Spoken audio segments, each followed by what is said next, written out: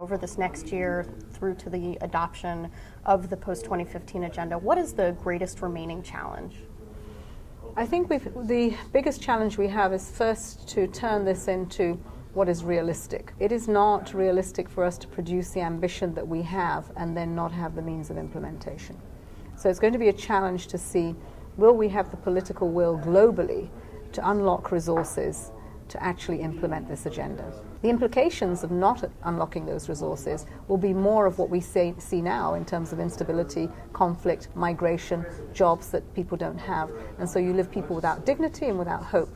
That's pretty dangerous. And I think we've had enough to see what that begets us.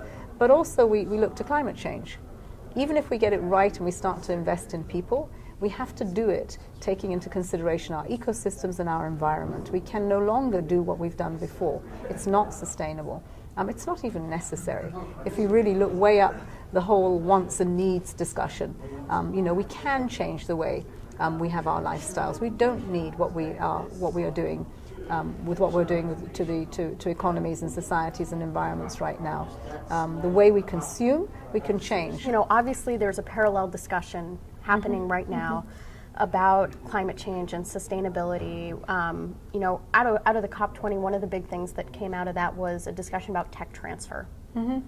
And so I'm curious if you've seen that come up as well in the post-2015 discussions, and what the interplay is between these two conversations and two processes that are happening at the same time. Well, it's been sad in a way that we create these processes that actually separate what is a reality on the ground. There is no country or president or minister of finance that deals with climate change and deals with the development agenda separately. They all come at them at the same time and they deal with them within their own development frameworks. I think what has been the challenge is to make people see that these are very much the same things. So the Sustainable Development Agenda encompasses the climate change agenda.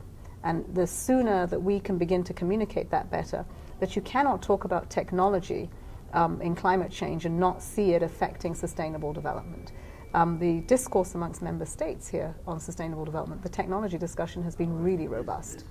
But it's also another issue of incentives for where technology is, to release that to where it's needed and have the capacity to use it. So it's really the issues around how do we address technology transfer, the use of it, all the issues around intellectual property rights. I mean, these are all very political.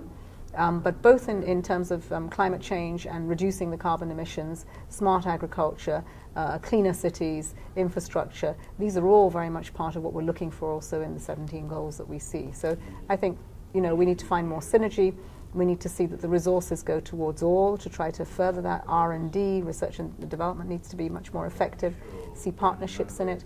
We need to find incentives for those who have it to get it for the benefit of all.